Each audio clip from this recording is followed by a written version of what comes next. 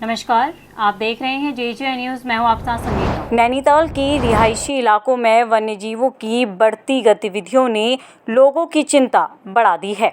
आपको बता दें कि ताज़ा मामला भीमताल ब्लॉक के रानीबाग इंदिरानगर क्षेत्र का है, जहां एक वन्यजीव को वन विभाग ने पिंजड़े में कैद कर लिया है। बताया जा रहा है कि ये इलाका काठगोदाम और हल्द्वानी शहर के बेहद नज़दीक है। ऐसे में यहाँ वन्य जीवों की मौजूदगी लोगों के लिए खतरे का संकेत मानी जा रही है। वहीं पिंजरे में कैद होने के बावजूद वन्य जीव लगातार गुर्रा रहा है और बेहद आक्रामक नजर आ रहा है, जिससे इलाके में दहशत का माहौल बना हुआ है। साथ ही स्थानीय लोगों का कहना है कि पिछले कुछ दिनों में इस तरह की कई घटनाएं सामने आई हैं, जिसमें एक वन्यजीव सड़क हादसे का शिकार हुआ तो वहीं अन्य को पकड़ना पड़ा। वहीं भीमताल ब्लॉक प्रमुख डॉक्टर हरीश सिंह बिष्ट ने वन विभाग से सतर्क रहने और लगातार निगरानी रखने की अपील की है। फिलहाल ग्रामीणों में डर का माहौल है और लोग वन विभाग से ठोस कार्रवाई की मांग कर रहे हैं।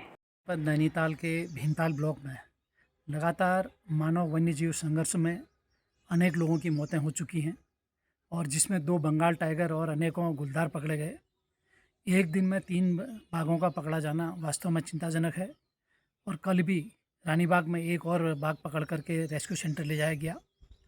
मेरा मानना है कि जब तक वन विभाग तब तक सुस्ती ना करे, जब तक कि जो आदमखोर बाघ है वो पकड़ा ना जाए और जब तक कि इस बात की पुष्टि ना हो जाए कि जितने बाघ पकड़े गए हैं उनमें वास्तव में ये आदमखोर है, जब तक उसका सर्टिफिकेट नहीं मिलेगा हमें आदमखोर बाघ का, तब तक वन विभाग वहाँ पर पिंजरे लगाए और जो भी रात में गश्त है या जो भी ट्रैंकुलाइज करने वाला काम है उसको लगातार करे। और मैं समझता हूँ कि गांव वालों को अभी भी बहुत ज़्यादा भयभीत हैं, जागरूक रहने की आवश्यकता है। गांव में अनावश्यक रूप से बाहर न घूमें, जंगलों में न जाएं और लेकिन जंगलों में न जाए जहाँ हम कह रहे हैं, लेकिन वन विभाग से मैं कल के दिन में भदुनी गाँव गया था जहाँ एक व्यक्ति को बाघ ने निवाला बनाया था। तो वहाँ के लोगों की शिकायत थी कि एक दिन चारा देने के बाद उसके बाद उन्होंने साइलेज देना बंद कर दिया। आज फिर गांव वाले घास के ढूंढ में जंगल को जाना पड़ रहा उनको। तो वास्तव में अगर माना इस तरह से कोई अप्रिय घटना घटती तो इसके लिए वन विभाग जिम्मेदार रहेगा, क्योंकि साइलेज की जिम्मेदारी वन विभाग की है अगर जंगल में न जाएं।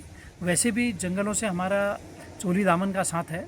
जंगलों में हमने पानी लगाने के लिए, हमें चारा पत्ती के लिए, लकड़ी के लिए, हमारी जो नहरें हैं उनकी सिंचाई के लिए, सबके लिए हमें जंगलों पर निर्भर रहना पड़ता और हमारे घर जो हैं जंगलों के नज़दीक पे ही हैं, तो इसलिए हमारा जाना वहाँ पर इसलिए भी आवागमन बहुत ज़्यादा होता है।